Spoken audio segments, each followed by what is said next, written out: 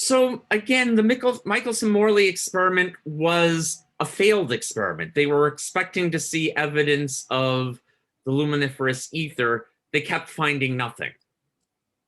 And so that caused a problem. And, people were expecting it. And because they didn't find out any evidence, again, there were issues with Maxwell's equations and Newtonian physics. And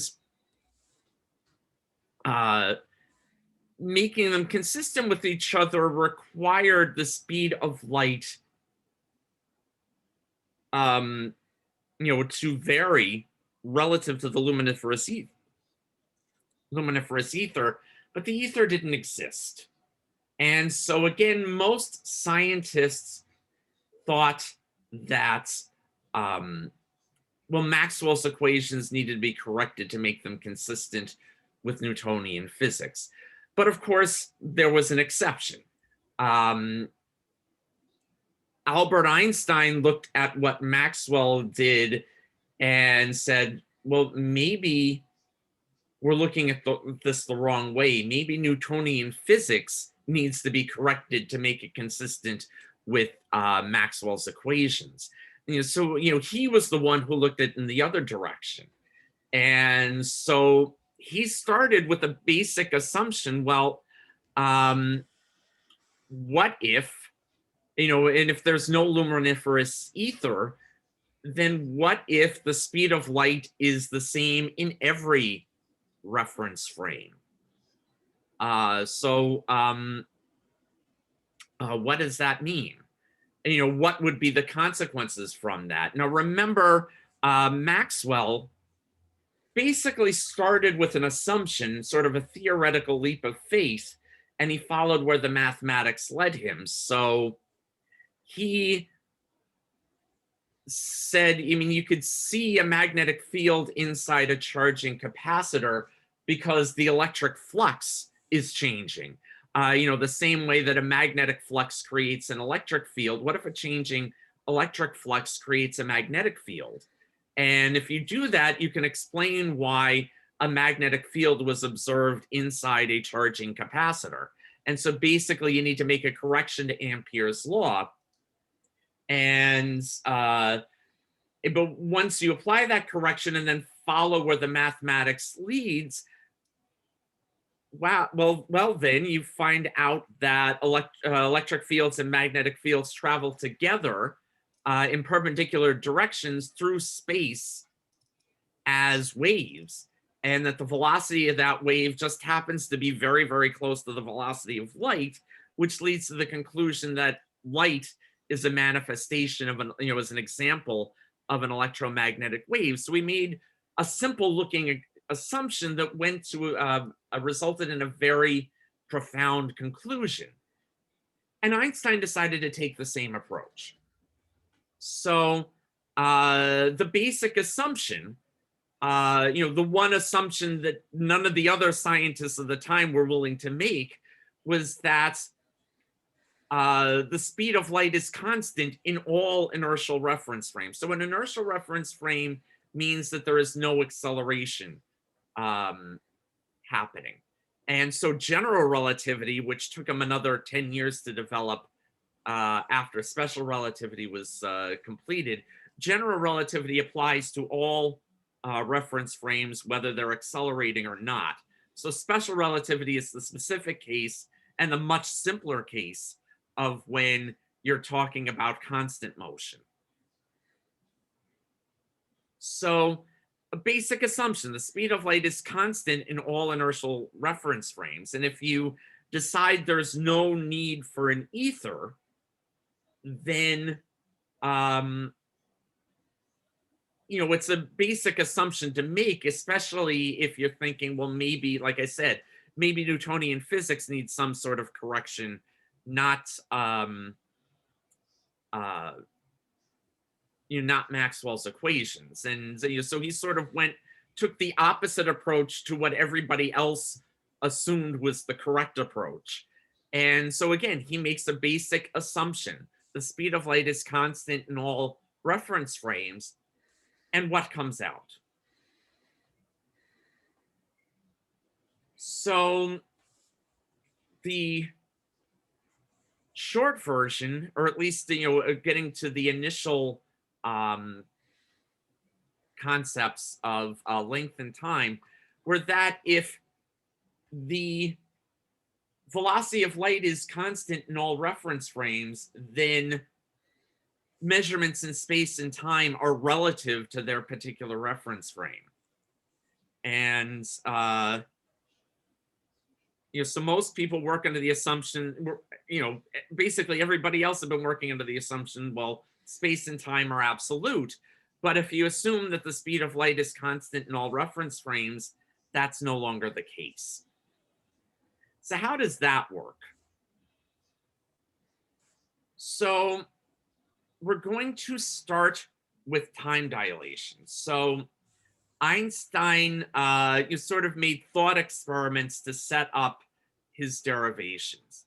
And we're, in this example, working with laser pulses. Einstein didn't have lasers to work with, but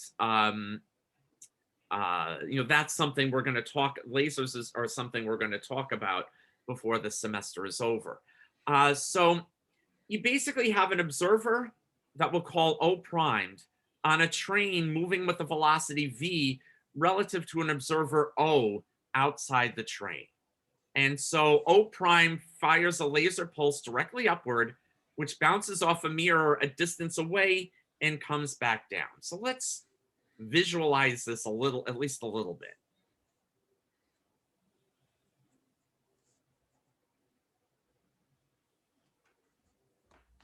So we have our outside observer. We'll call him O. And then we have our train.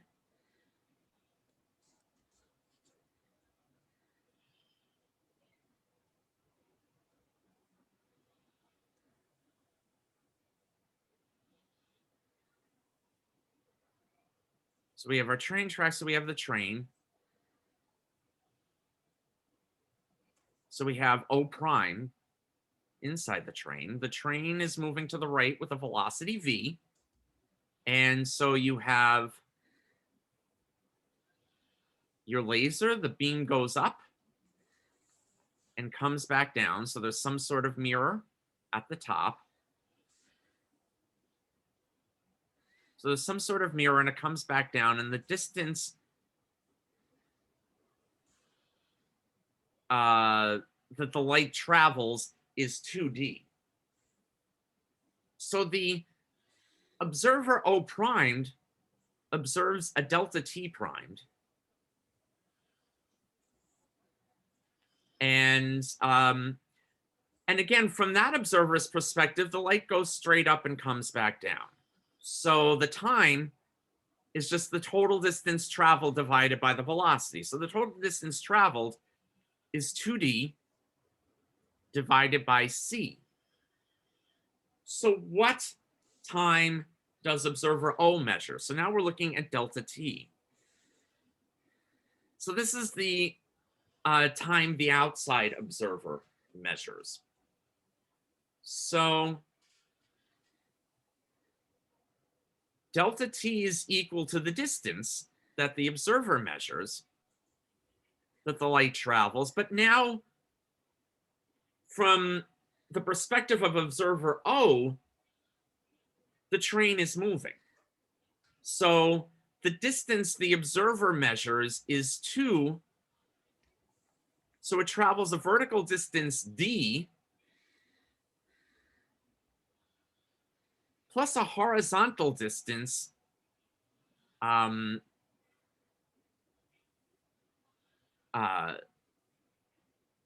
so you're multiplying by 2. So as it goes up, it travels a vertical distance d plus a horizontal distance equal to v times delta t divided by 2. And so you use the Pythagorean theorem to get the, so you're summing the squares and taking the square root. So um, again, as it goes up, it travels a vertical distance d. It travels a horizontal distance equal to the velocity v multiplied by the full time divided by 2. So basically multiplied by half the total time. And then you're getting like the diagonal, right? yes. Between the both. Mm-hmm. So Yeah. observer O observes the laser beam traveling diagonally. And then you're dividing that by the speed which the light pulse travels. But from Einstein's assumption, it's the same velocity c.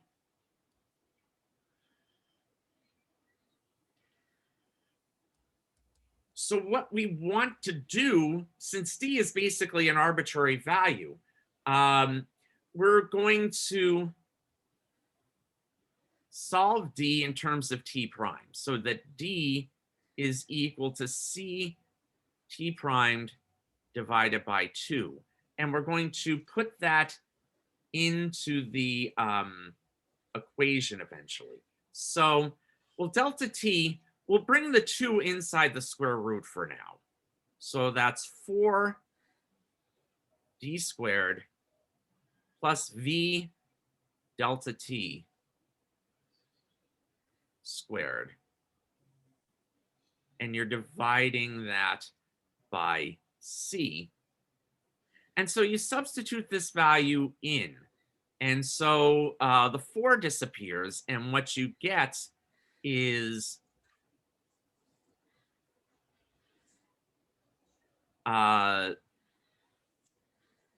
c delta t primed squared plus inside the square root plus v delta t squared. And you're dividing that whole thing by c. So we have an equation for delta t, but notice there's a term for delta t on the right side of the equation. So you want to bring that delta t term out so that you just have, you isolate delta t on one side and solve for it strictly in terms of delta t prime. So the first thing you do is you multiply both sides by c. So you have c delta t is equal to c delta t squared, or c delta t prime squared, excuse me, plus v delta t squared. All right, so the next thing you're going to do is get rid of the square root. So you square both sides. So you get c delta t squared is equal to c delta t primed squared plus v delta t squared. And so you can already see from this, the outside observer, for the outside observer, it takes a longer amount of time, this particular event. And so, and again, we want to solve this ultimately for, you want to isolate the delta t. So what we're going to do is bring this term to the other side of the equation. So we're going to bring it to the other side. And so we have c squared, and then, or rather, excuse me. So you subtract v delta t squared from both sides of the equation. So you have delta t squared, and then in parentheses, the c squared here, and you're subtracting from that the v squared here. And that's equal to c squared delta t prime squared. Okay. And so we can write that as delta t squared is equal to delta t prime squared multiplied by, and then multiplied by the fraction c squared divided by c squared minus v squared. And we can write this dividing both numerator and denominator by c squared. You can write this as delta t prime squared times 1 over, and so you divide the denominator by c squared. So 1 over 1 minus v squared over c squared. And then simply taking the square root of both sides, you get delta t. So the time that the outside observer measures is equal to delta t primed, what's observed by the observer that's stationary relative to the event, and multiplied by the square root of 1 over 1 minus v squared over c squared.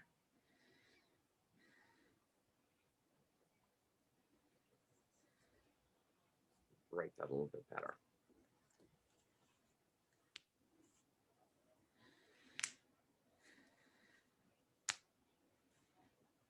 And Einstein defined that square root term to be gamma, which is a number that's at least equal to 1. If v is equal to 0, then gamma equals exactly 1. But as v gets larger, gamma gets larger. And gamma approaches infinity as v approaches the speed of light. So delta t is equal to gamma delta t primed.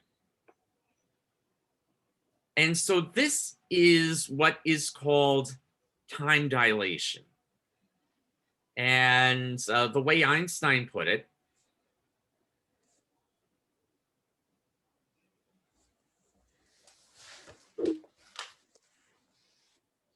again, what does observer O measure? And so the time that observer O measures is equal to gamma times delta t. And so what that means is the time interval between delta t between two events measured by an observer moving with respect to the clock. So the observer is outside, but if the clock is inside with the inside on the train, then the observer is moving relative to the clock and not the other way.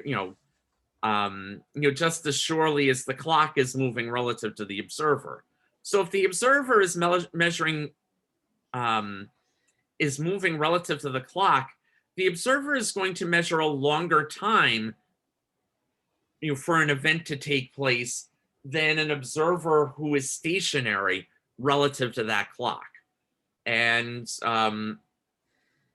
so the outside observer measures a longer time for the pulse to go up and come back down than the person that's moving on the train with them. So let's say they both have stopwatches that O prime is going to measure a smaller amount of time than O is. And basically, if the observer is stationary relative to the clock, or rather the observer is stationary relative to the event that's taking place, the observer is going to observe a smaller time than anybody who's moving.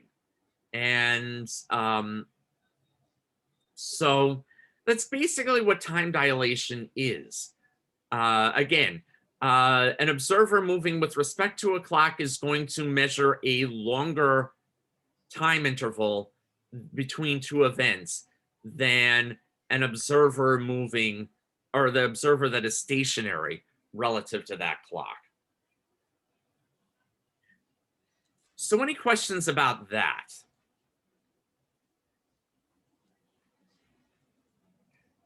Or in other words, a clock moving past the stationary observer measures time more slowly than a clock in the stationary observer's hand.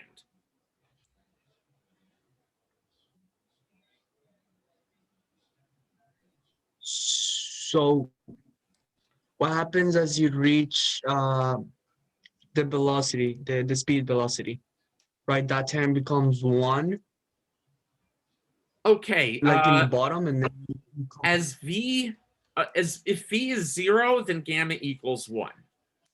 As v approaches c, uh-huh. the speed of light, gamma approaches infinity. So And what does that say about? well, Is it also, like infinitely? Yeah. what were you saying? What would that say about the relationship between the two clocks? If the gamma is infinity, what is? If gamma is infinity, so if you're moving at exactly the speed of light, um, so you're getting back here. If the observer is moving at exact, or if the train is moving at the speed Close. of Let's light, say close. Yeah. if the train is moving at the speed of light relative to the observer, the observer on a train will measure a certain amount of time, but from the observer's perspective, from the stationary observer's perspective, it takes an infinite amount of time. And so, Okay.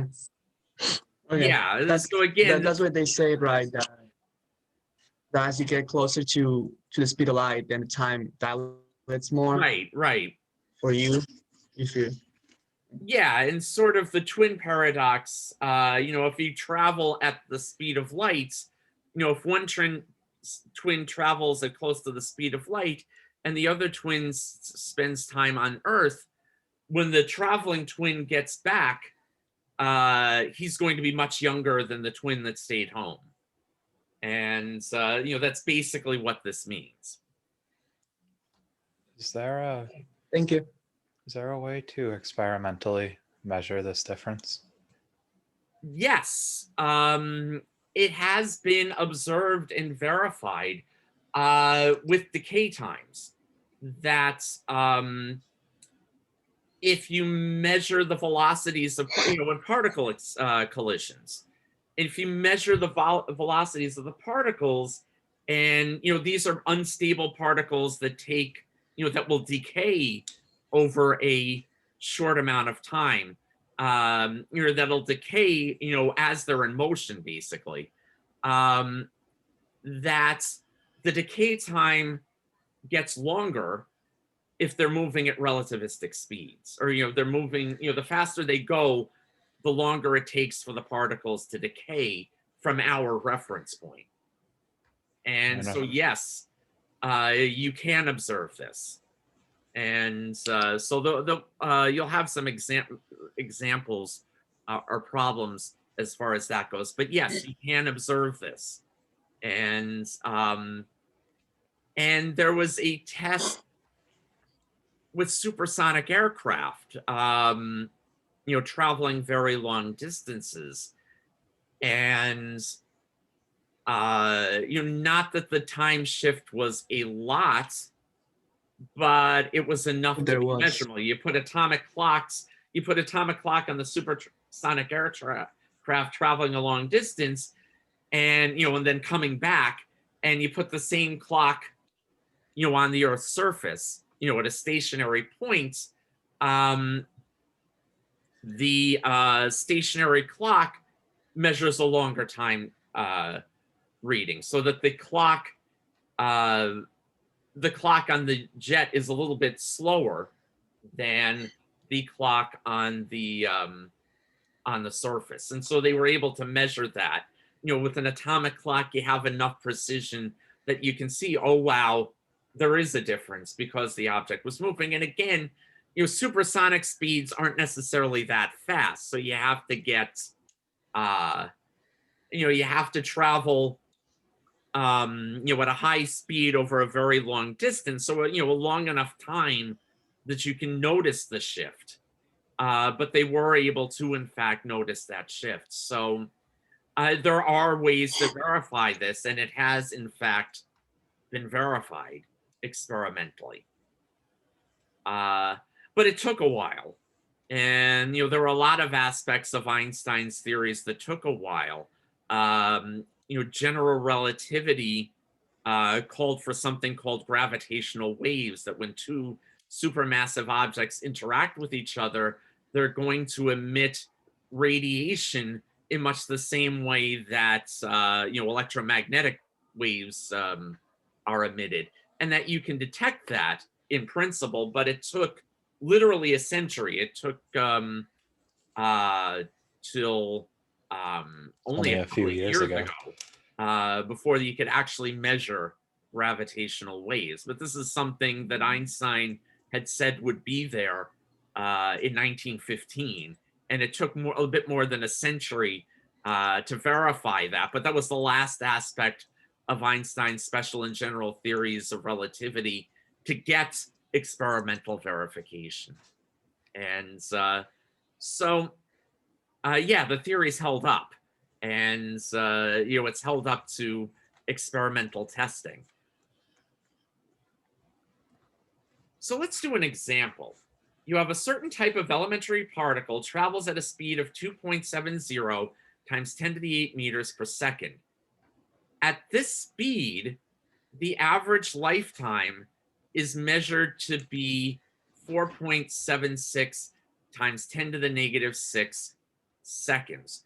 What is the particle's lifetime at rest? So you measure a longer time when it's moving than you do at rest. So again, you get these particles and these high energy collisions, they could be traveling at speeds very close to the speed of light. And if they are, you notice a difference in the decay time. And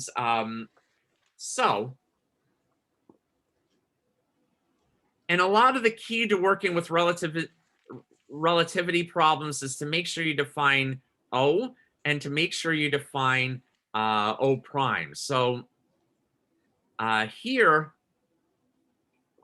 delta T primed is going to be the rest time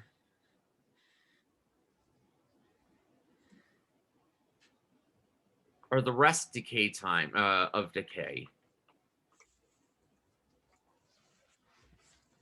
And then delta T is the time that is measured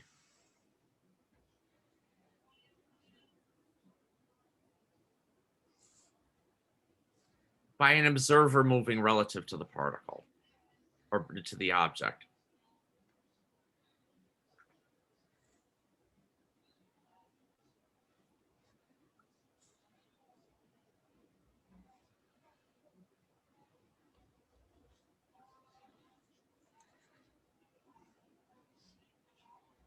Or the particle, actually, in this case. So remember, if the object is moving relative to the observer, then the observer is also moving relative to the object. And so our formula is delta T is equal to delta T primed over the square root of 1 minus v squared over c squared. Or it's equal to gamma times delta T. So we want to find delta T prime, the rest time of decay. So delta T primed is equal to delta T multiplied by the square root term. 1 minus v squared over c squared. So let's plug everything in. So delta T is 4.76 times 10 to the negative 6 seconds.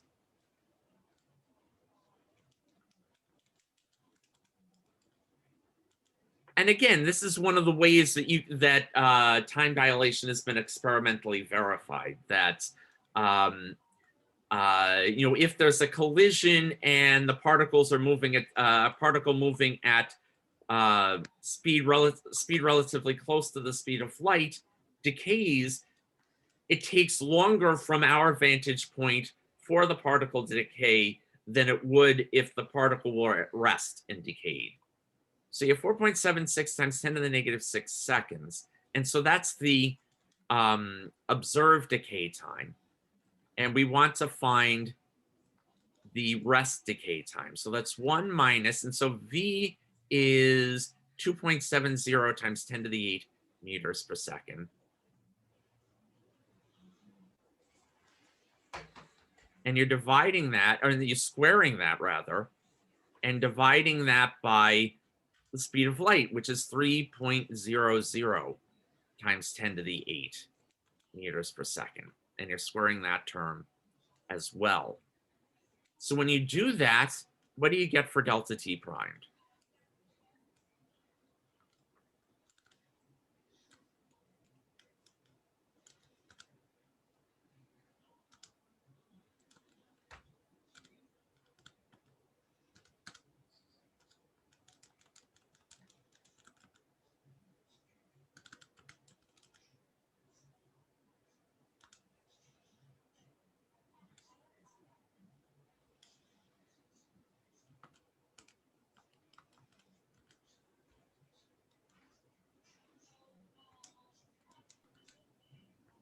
Two point oh seven. 2.08 maybe times 10 to the minus 6. 2.08 times 10 to the minus 6 seconds. Okay, that sounds reasonable. Is that what you're getting, William? I made a mistake and got an error, so I'm gonna type that again. Okay.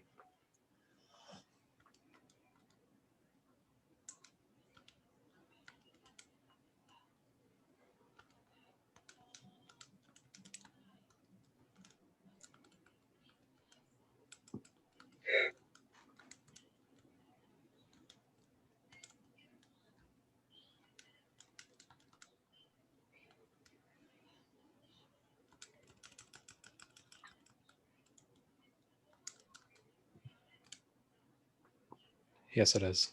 Okay. All right. So that's delta t prime. And so maybe you've observed a particle at rest that decays at that rate, 2.08 times 10 to the negative 6 seconds. So you see this moving particle, and then you can identify it because you know the rest decay time. So any questions about that? Okay, so now we're going to take this a little bit further. If time is not absolute, then space isn't absolute either. So suppose now you have an observer. Oh, excuse me.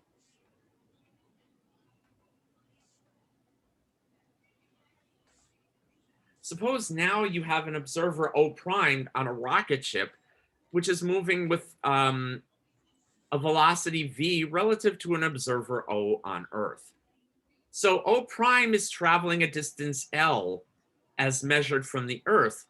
But what is that distance as measured by O prime on the moving rocket ship? So the observer measures a distance L.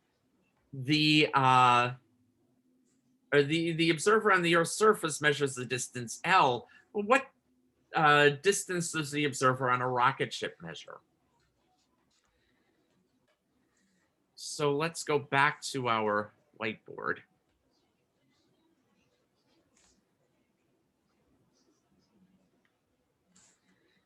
So let's say here we have the Earth, and we have an observer, and we have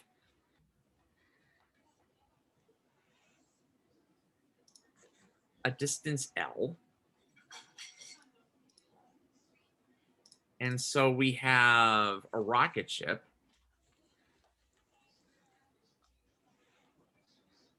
moving at velocity v. And so there's an observer O primed inside the rocket ship. So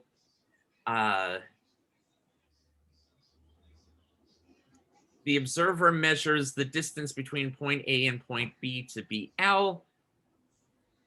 What does the observer O prime measure? So from the earthbound observer, from the perspective of the earthbound observer, the length is equal to the velocity times delta t. And from the observer on the rocket ship, L primed is equal to v times delta t primed. And so you can write that as, again, delta t primed is equal to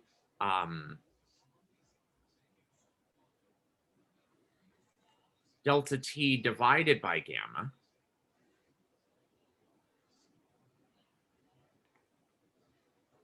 And so what you get is you have v times delta t, you get L primed observes a length that's equal to the length that the earthbound observer measures divided by gamma.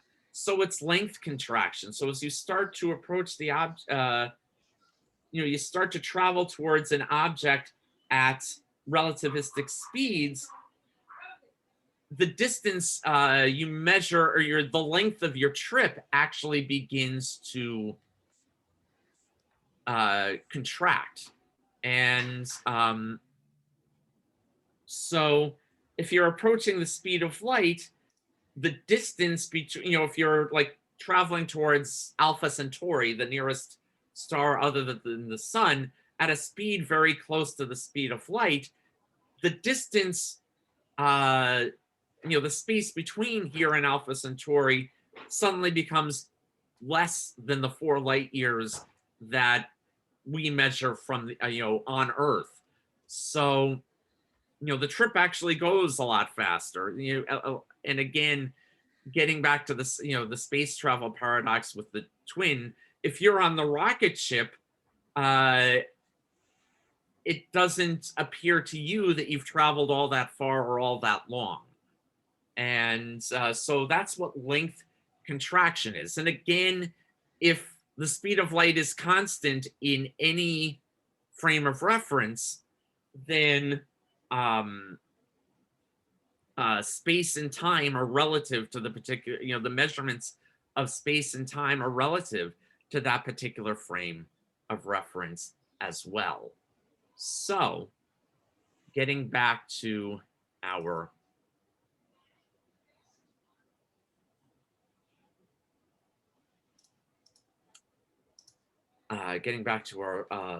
lecture slides, the length contraction L primed is equal to L divided by gamma. So the length of an object moving with respect to an observer is shorter in the direction of motion than the length measured by a stationary observer.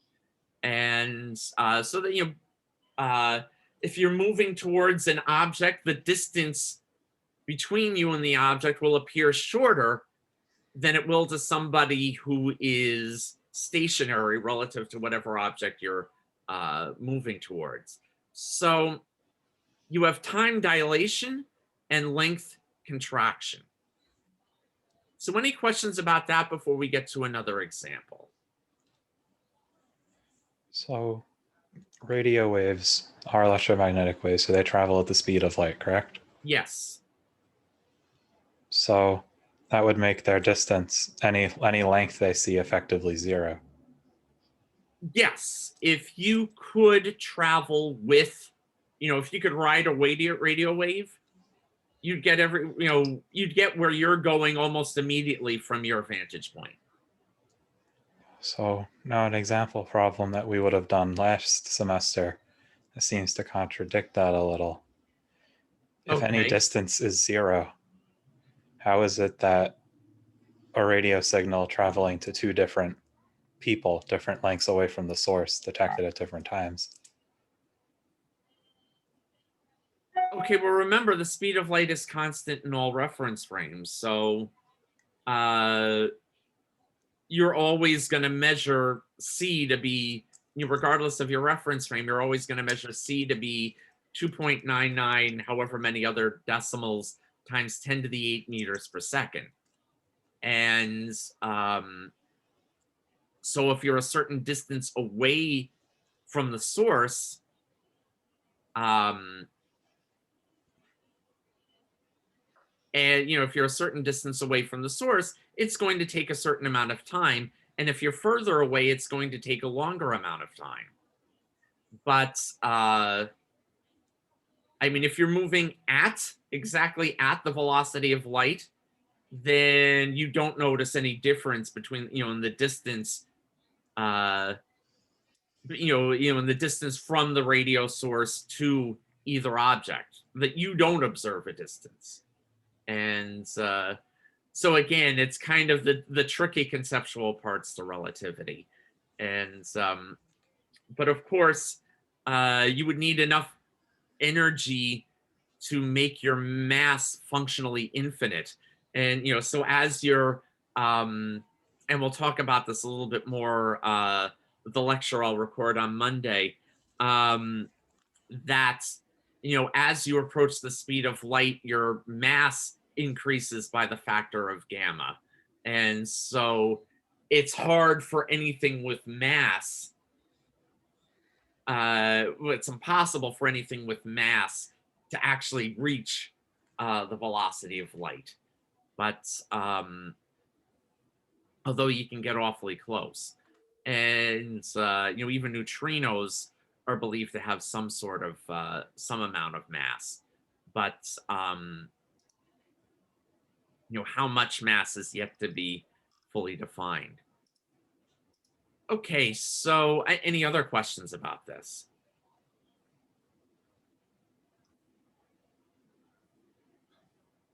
So yeah, basically everything about what Einstein did was counterintuitive. If you were only aware of Newtonian physics when Einstein made this, all of this would seem nutty and implausible. But again, you have to understand that at 19th century physicists hadn't observed anything moving close enough to the speed of light where you would notice this difference. And in fact, one of the earliest successes of Einstein's theory of relativity had to do with general relativity, because the effect of the sun's gravity on the planet Mercury was is close enough to the sun that your corrections for general relativity matter relative to classical mechanics. And so Einstein was able to explain Mercury's motion to a degree that nobody else had been able to before that. People assumed, that there was some other planet even closer to the sun that was affecting Mercury's gravity. In fact, they called that planet Vulcan, and even though that Vulcan turned out to be fictional, it wound up the name Vulcan wound up being used in Star Trek. They took the name Vulcan from that fictional, or from that planet that turned out to be not actually there.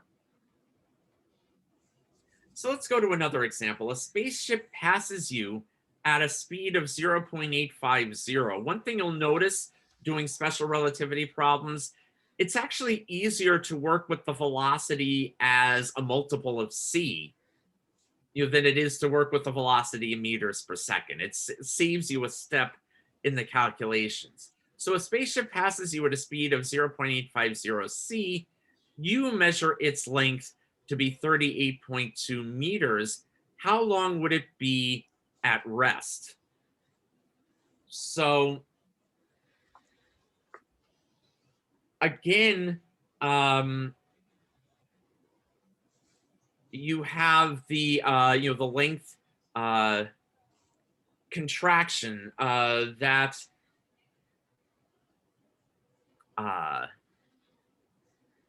you're moving relative to the rocket ship. And as a result, the rocket ship appears smaller to you than it does to the, to the person on the rocket ship. And so here, and again, it's you might want to define L and L primed. And so L is the stationary observer, and L is the length measured by an observer that's stationary relative to the object, and L primed is the length measured by an observer that's moving relative to the object. So if you're on the Earth's surface, you're moving relative to the rocket ship. So the person on the rocket ship is stationary relative to the rocket ship. So if the distance you're measuring is the length of the rocket ship itself, the person on the Earth is L primed, and the person on the rocket ship is L. Or the observer on the Earth measures L prime, and the observer on the rocket ship measures L. So in this case,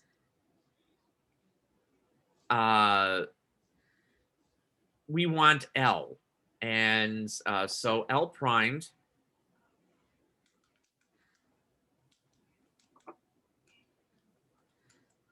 is equal to L divided by gamma. So L is equal to gamma divided by L prime. So again, L is the length that the length of the rocket ship that an observer on the rocket ship measures.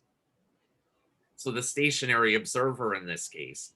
And so that's equal to gamma times L primed, and L primed is the length that you measure. So L primed is 38.2 meters.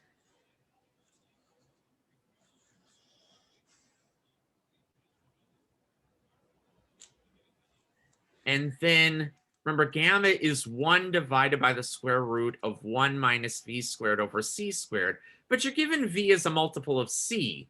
So if v is equal to 0.850 times c, v squared over c squared is just 0.850 squared. Okay, then. So with that, what is L? What is the length of the rocket ship that a person on the rocket ship would measure?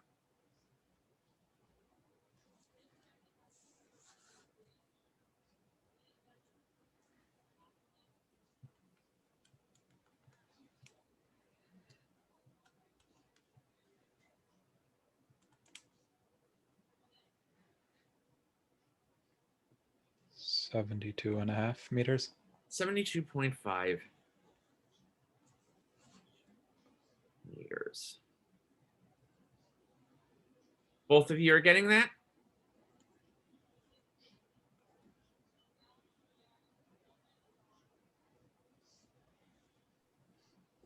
Okay. At the same. All right, good.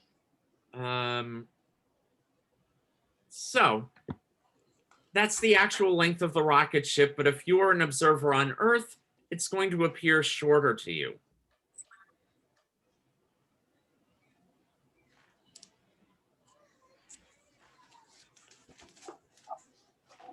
Wait, so that was the distance.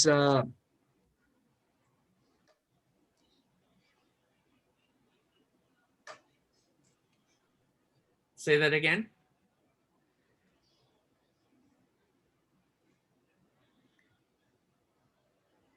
Say that again. You were trying to ask a question?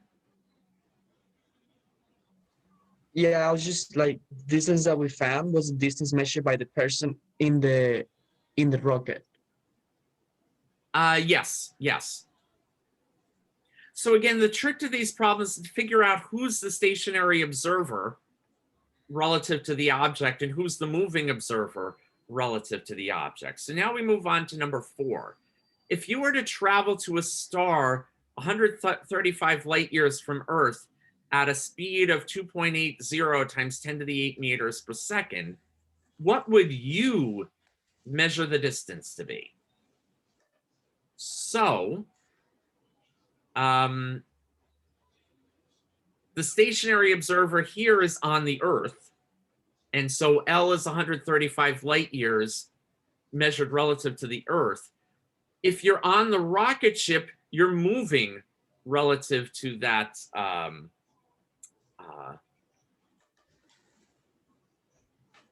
you're moving relative to that length, or you're moving relative to that star.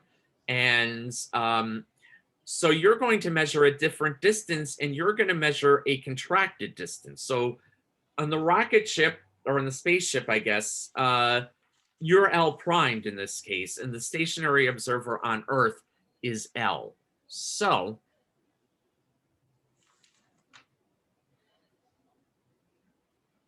let's get back to the whiteboard. So we can erase this, but here we want L primed, okay? Because again, now you're the one that's moving. You're given the stationary distance. We're assuming that Earth, for the sake of simplicity, ignoring, orbiting the sun, the motion of the orbit around the sun, that you're essentially motionless relative to the star that's 135 light years away. And so that equals, that equals L. If you're dividing by gamma, you're multiplying by the square root. And so that's equal to 135 light years. And you're multiplying by the square root of 1 minus v squared. And so v is 2.80 times 10 to the 3 meters per second. And you're squaring that and dividing it by, hold on.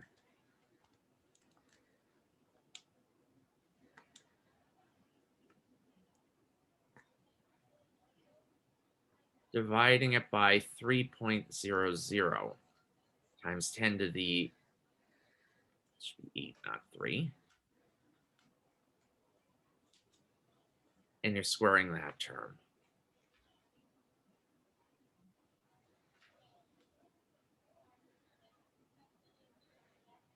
So that's basically how it works. And so you set that up. And how many light years does L prime measured as the distance?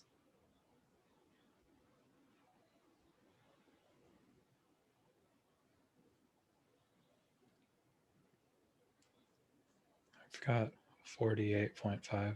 48.5 light years.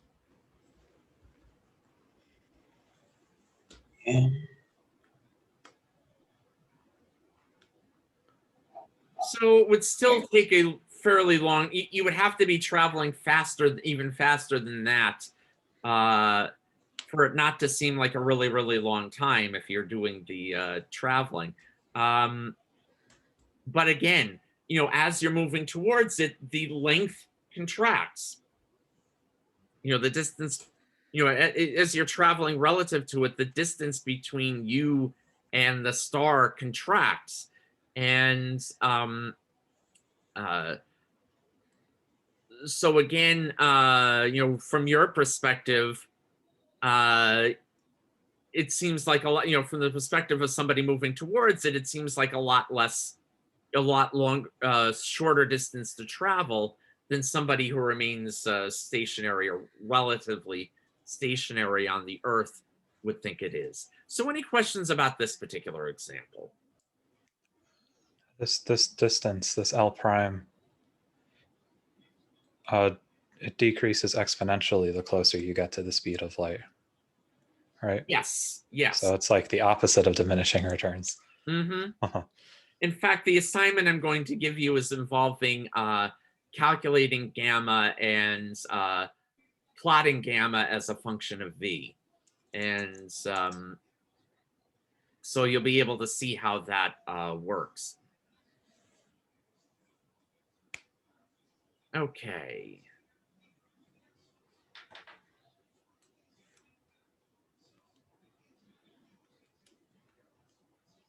So now we're going to talk a little bit about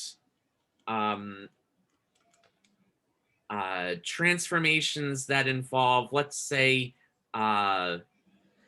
changes in coordinate systems depending on relative motion. And so, what you learned about relative motion in chapter 3 in physics 130, that goes all the way back to Galileo. But then once you get to special relativity, you have to start making some corrections. So let's consider an object S prime moving in a constant velocity v in the x direction, so in the positive x direction, relative to a stationary observer S. So we're going to let x primed, y primed, z primed, and t primed be the position and time coordinates that S prime measures. And we're going to assume that a t equals 0 and a t primed equals 0, the origins line up. So you have one coordinate system and another coordinate system. So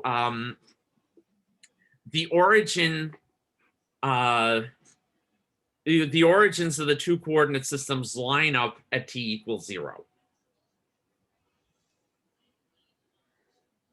And so in the Galilean transformation, S measures y primed, z primed, and t primed the same as S primed, because again, they're moving in the same direction. It's moving in the x direction. So the y and z coordinates don't change. And time doesn't change in, in classical physics. But x is equal to x prime plus vt, meaning that the x coordinates, an x coordinate measured by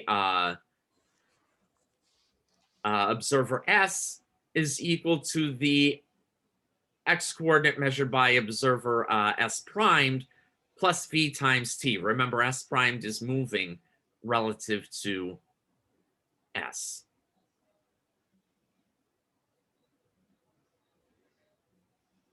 And so, and again, the origin, we'll assume the origin is moving with S primed. And so,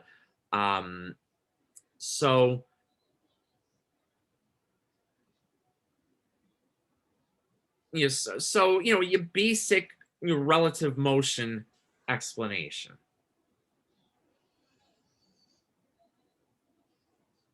Now, suppose there is an object P moving relative to both S and S primed. So let's visualize this a second. I probably won't get to the full derivation today, but because it's pretty lengthy. But we'll start to look at it.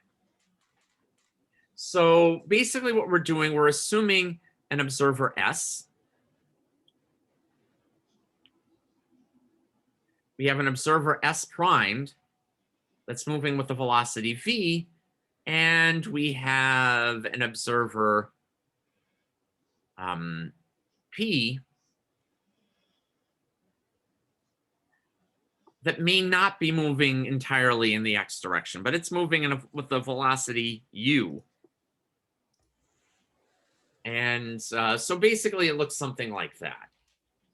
And we want to see, well, S measures the components of the velocity ux, uy, and uz. But what does S prime measure? What are u primed x, u primed y, and u primed z? And it's simpler in non-relativistic motion, but in relativistic motion, it's a bit non-trivial. So let's start to take a look at this. So u will be the object P's velocity. And so in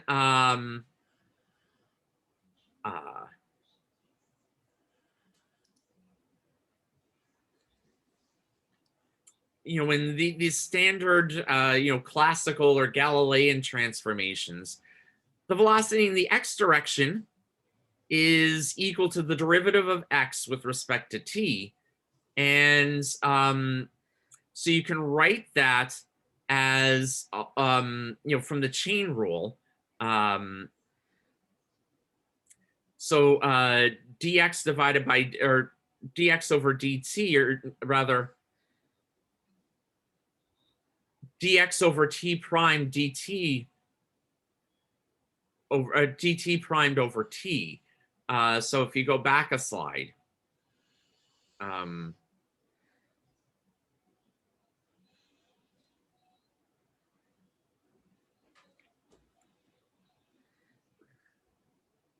so you can write the ux, the x component of the velocity, you can write in terms of x. And remember, t and t primed are constant in Galileo's coordinate system. So x is equal to x prime plus vt prime.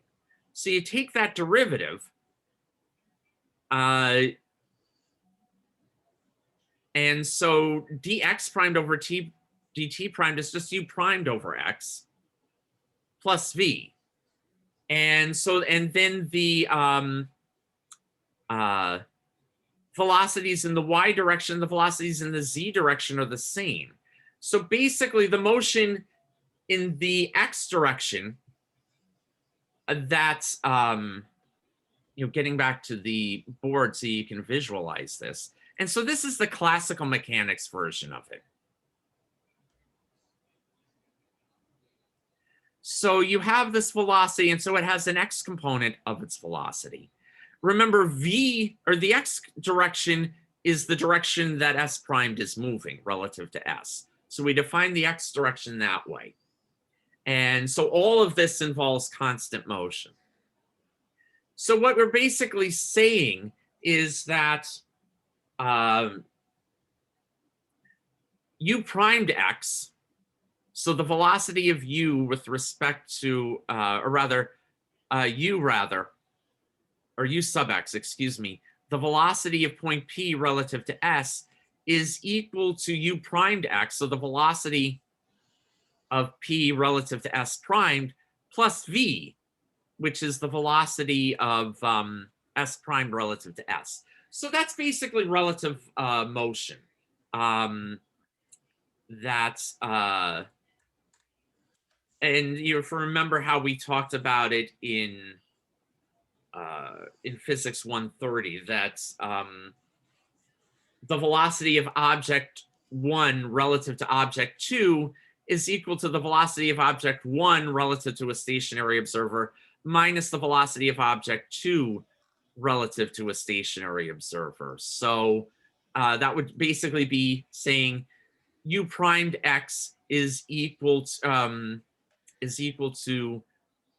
u minus v. And so the way that's written here, u is equal to u primed x plus v. So again, this is the basics. And if you define v, or the direction of v, as the x-axis, then uy and u primed y are the same, and uz and uz primed are the same. So both s and s primed observe the same y and z components of velocity for the third object. That's classical mechanics. But in Galilean transformations, differences in length or time in different reference frames are not considered. So what happens when the distances change and when the time changes? So in relativistic transformations, the length that S prime measures is contracted relative to what S measured, and also vice versa. Again, with relativity, that's X is contracted relative to X primed. But X primed is also contracted relative to S. So it's kind of works both ways. And so we'll finish the lecture by talking about this a little bit. So the X component is equal to gamma times X prime plus VT prime. So basically,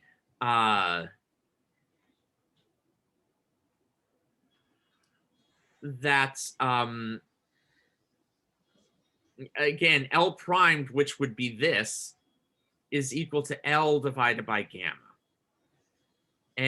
But it works the other way as well. And so you get X primed is equal to gamma times X minus VT. So this is the X coordinates, from the X prime position. So basically, you're multiplying the Galilean version of the transformation by the factor of gamma in both cases. And so remember, going here, X is equal to X prime plus VT, or also VT prime. Remember, T and T primed are the same in classical mechanics. But you multiply, in relativity, you have to multiply that value by the factor of gamma. And similarly, working the other way, you have to multiply by the factor of gamma. So Y and Y prime don't change, Z and Z prime don't change. But then you need to solve for T in terms of T primed and X primed. And in order to do that, you need to do a substitution for these two. So let's set that up so you can see what's going on.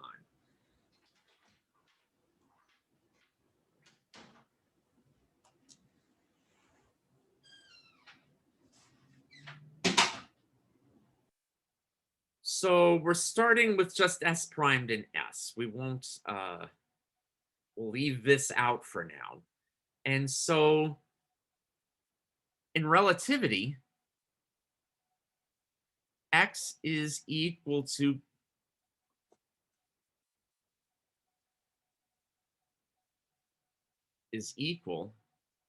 gamma X primed plus V T primed.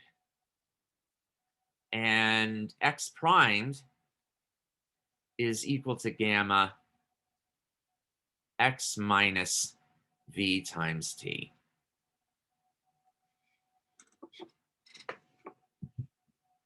So we want to solve for T, but we want to solve for T in terms of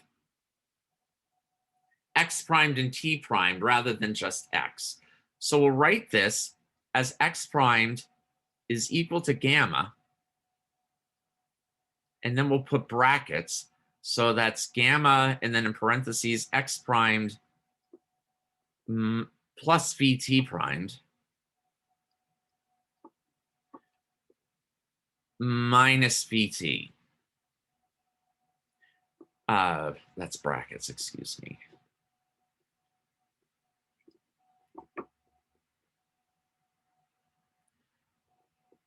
So again, we want to solve this for T. So let's bring everything out.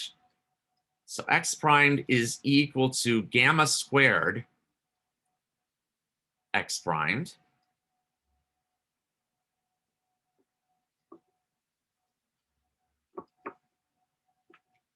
gamma squared x primed plus gamma squared v t primed minus gamma v t. So then we have,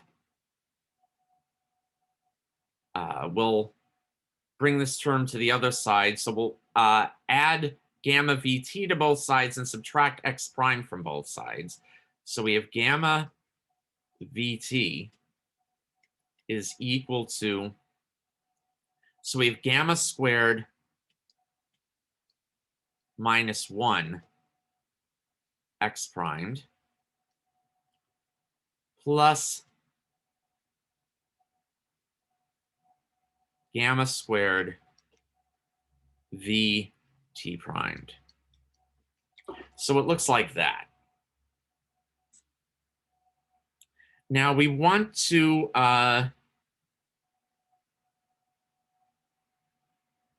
simplify this a little bit. The first thing we'll do is solve for gamma squared minus 1. So we know gamma squared is equal to 1 over 1 minus v squared over c squared. And so gamma squared minus 1 is 1 over 1 minus v squared over c squared minus 1. So let's erase this so we have space to work with. And so making a common denominator out of 1 minus v squared over c squared, you get 1 minus 1 minus and then parentheses 1 minus v squared over c squared. And so you get v squared over c squared in the numerator, 1 minus v squared over c squared in the denominator. And you can write that as gamma squared v squared over c squared. So you still have you can still write 1 over 1 minus v squared over c squared as gamma squared. But now you have the v squared over c squared term in it. So let's try to simplify it. And this should be x prime, not x squared.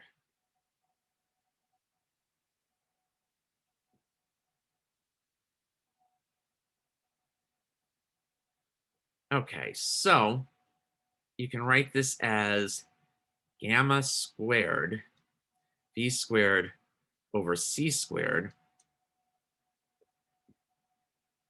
and times x primed plus gamma squared v over t primed. So you divide both sides by gamma v, and so now you get t. And so you have gamma v over c squared times x primed plus gamma t primed. And so you can write that as gamma, and we'll put t primed first. So t is equal to gamma times t primed plus v x primed over c squared. So what that's basically telling you is how to measure the time change when relative to the time observed by O or S rather, in terms of the time and the distance measured by S prime. And what you see is obviously there's a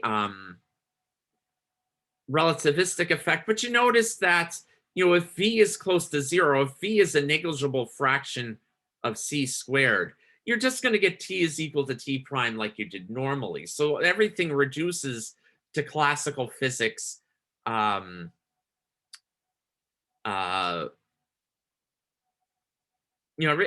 reduces to classical physics when v is not a significant fraction of the velocity of light. But you still have, this transformation. And so this is how, again, if you have an event that S primed, the observer S primed observes, or two events over a time t primed, when S primed has traveled a distance x primed.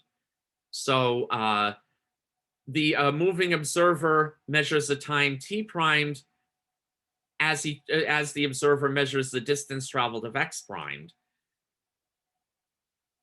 You need both those values to figure out what the stationary observer measures. And so that's basically what that means. And so suddenly it's not so simple. And so with that, we'll finish this up for today. That's all the lecture for today. So we will continue with this derivation on, like I said, I'll record myself on Monday, and that'll be posted. So I was going to start the lab around 12. So I'll give you, 20 minutes if you want to get lunch or something like that. And then we'll return to the Zoom room at 12. And so basically, I'm going to give you an exercise. You can work on it together. I'll be available if you need to ask me a question. But I want the two of you to work together to, solve it. And then, you can move on it. Then whenever you're done, you're done. So, so I'll give you 20 minutes to get lunch, and then we'll reconnect on this Zoom channel. Okay, Professor, see you in a minute.